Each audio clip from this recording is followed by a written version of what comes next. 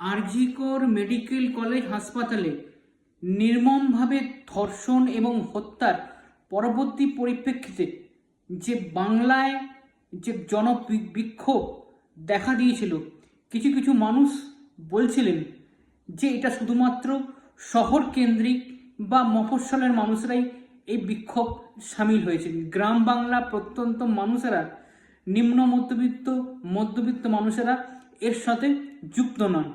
কিন্তু পরবর্তীকালে যে বাঁশদ্রোণীর ঘটনা এবং গতকালের যে কুলতলিতে যে ঘটনা ঘটেছে, আশা করি তাদের সেই ভুলটা ভেঙে গেছে। বিশেষ করে কুলতলিতে যে ঘটনা ঘটেছে, একজন নির্মমভাবে 11 বছরের একটি ছাত্রীকে, ক্লাস 4-এর ছাত্রীকে যেভাবে ধর্ষণ করে নির্মমভাবে হত্যা করে ফেলে রাখা হয়েছিল, তার নিন্দার কোনো ভাষা পাওয়া যায় না।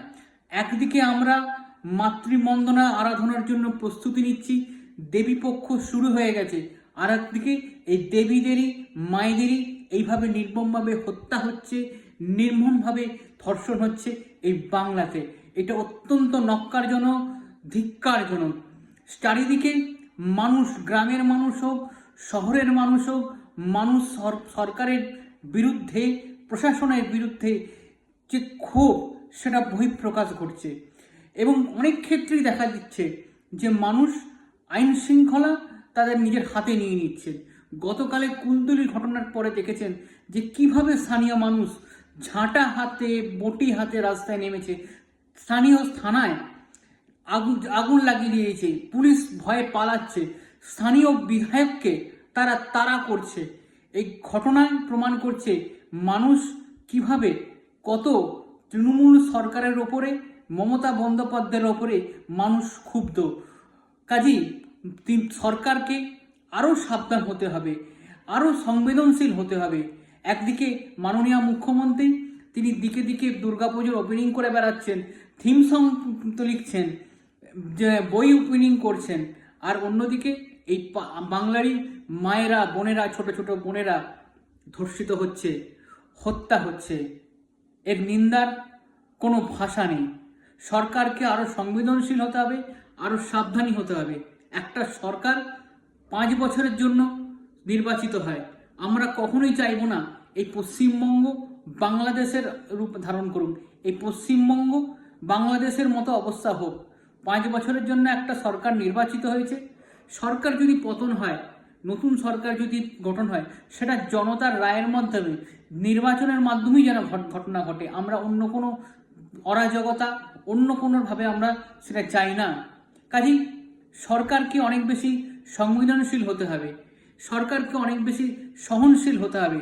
উনি প্রত্যেকটি ঘটনার পরিপ্রেক্ষিতে বলছেন বিরোধীদের চক্রান্ত, বিরোধীরাই করছে, উৎসবে ফিরুন, মানুষ আনন্দে আছে, যারা দোষী তাদের ধরা পড়ে গেছে। শুধুমাত্র ধরা পড়লেই হবে না, ধর্ষণ বা এই ধরনের ঘটনা আগেই যাতে না ঘটে তার ব্যবস্থা প্রশাসনকে, সরকারকে করতে হবে। এই রাজ্যে একজন মহিলা মুখ্যমন্ত্রী থাকা সত্ত্বেও বারংবার কেন সারা বাংলা জুড়ে এই ঘটনা ঘটছে? কিছুদিন আগে যে আরজিকরে ঘটনা ঘটেছিল একটা শহরের মধ্যে, কলকাতা শহরের মধ্যে, আর আজকে গতকাল দেখলাম প্রত্যন্ত যে সুন্দরবন অঞ্চলে, কুলতলি অঞ্চলে এই ঘটনা ঘটেছে। সেখানেও মানুষ প্রত্যন্তভাবে রাস্তায় নেমেছে, তারা মানুষ বিক্ষোভ দেখাচ্ছে, ক্ষোভ দেখাচ্ছে, মানুষের ওপর জনবিস্ফোরণ তাতেও দেখা দিচ্ছে। কাজেই মাননীয় মুখ্যমন্ত্রীকে আমি অনুরোধ করব, আপনি সাবধান হন, আপনি সংবেদনশীল হন। এই ধরনের ঘটনা বারংবার ঘটছে, বাংলার জন্য এটা লজ্জার সৃষ্টি হচ্ছে। আপনি একজন মহিলা হয়েও কেন পশ্চিমবঙ্গে বারবার এই ধরনের ঘটনা ঘটছে, এটা খুবই ভাবনার, চিন্তার। এবং বিরোধীরা তারা আন্দোলন করবেই। জাতীয় কংগ্রেস পথে ছিল, জাতীয় কংগ্রেস পথে আছে। আমাদের প্রদেশ কংগ্রেস সভাপতি শুভঙ্কর সরকার অলরেডি সে কুলতলির ঘটনার, তার বাড়িতে কি তার মা বাবার সঙ্গে দেখা করেছে।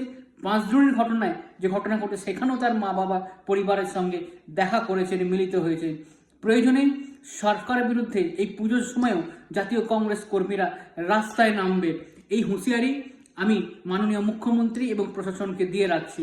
কাজেই প্রশাসনকে আমি অনুরোধ করব আরও বেশি পুজোর সময়, এই উৎসবের সময় আপনি সংবেদনশীল হন, এই দেবীপক্ষের সময় আরও বেশি সংবেদনশীল হন, আরও বেশি আপনারা সহনশীল হন।